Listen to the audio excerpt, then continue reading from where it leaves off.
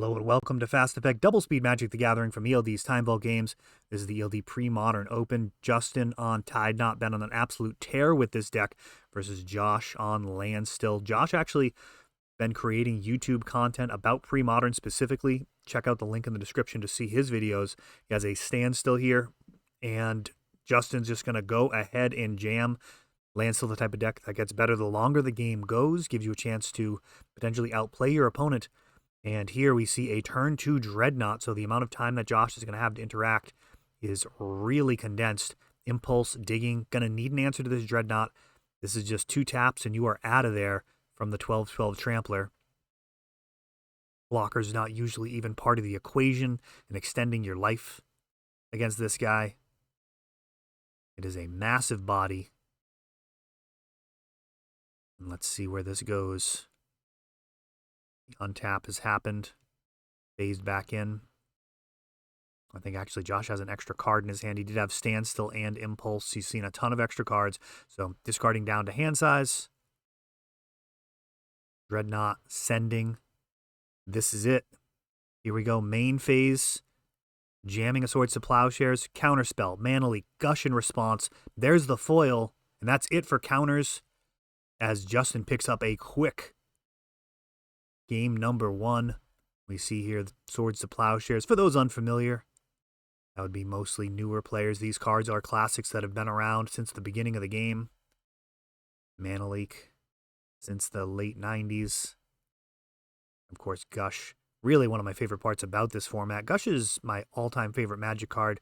Pains me how many times it's been banned out from underneath me. Premodern is a home where you actually get to play with 4. Most recently, I had gotten into Pauper because of the ability to play with 4 Gushes. Of course, they nuked the card in that format, and now Premodern is the place where you get to play Gush, and it actually makes cards like Foil playable. Foil not seeing much play anywhere else. Certainly does work when you're able to pick up those islands from play. Standstill really not able to support this card. It is massive card disadvantage, discarding an island and another card. Of course, that card can be anything. Some decks do find some utility in that, discarding cards like Squee, or in the case of Tidenought, Flash of Insight. And just like last game, Portent setting up this first turn. In a really slow game, it's kind of equivalent to Ponder. There are also times where you can actually balloon your hand size for a critical turn. Playing a couple of Ponders and then passing, for example, can allow you to go to your turn with 9 cards and then draw up to 10 with a couple of Ponders. Can be relevant. But for the most part, you're playing this card early in order to smooth out your draws, find your mana, and prioritize whatever is most important, which is often card advantage.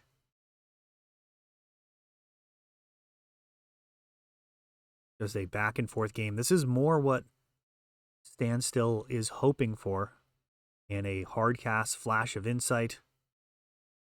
Just for 1, just a cantrip. Such a powerful card. It just does what it's supposed to do. It generates card advantage no matter what. And now an AK for 1. Justin did manage to find room for the accumulated knowledge. This is back in February. People have followed suit since. It is an incredibly powerful tool against other blue decks. The real potential drawback there is just being too slow versus the faster decks in the format. You do have a lot of tools to deal with them as well, including an early Dreadnought. Powder Keg is going to keep that factory at bay. Also good at taking out tokens should a Decree of Justice be cycled.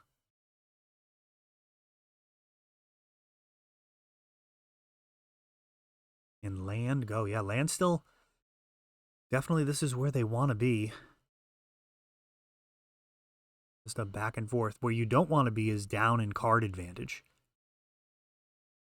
The accumulated knowledges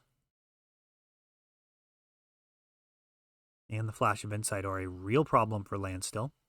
Now on the other side, whoever misses their first land drop is also going to be in rough shape. And we see here Parallax Tide, a card that can really wreak havoc on the board. -5 lands, a one-sided Armageddon of sorts. Controversial card at this point. A lot of people would like to see this card out of the format. Now we see Flash of Insight being flashed back, digging deep, finding the card at his best. Actually, apologies to Josh here. I've got a Mirrodin Annul. He actually, I believe, was using an Urza's Saga one at the top of the screen there. Putting some effort into the aesthetics of the list. Him and his brother, Jacob, just really delving into Premodern. Previously, Legacy was more their format of choice. Right now, we've got another Parallax Tide. It's just a must-stop card. You really cannot afford to allow this to show up and just destroy your mana base. We've got a double foil. So Justin down 6 cards. Some things are worth fighting that hard over. And here we see Parallax Tide. It's going to remove 5 lands, holding priority. Chain of Vapor. So the Tide is just going to be going back to hand. This is an absolute kill shot. This is going to be so hard to recover from. Going to be down to just 2 lands, knowing that a Parallax Tide is right there to be replayed, and completely deny Josh of all of his blue mana, which he does, leaving just a Factory and a Plains.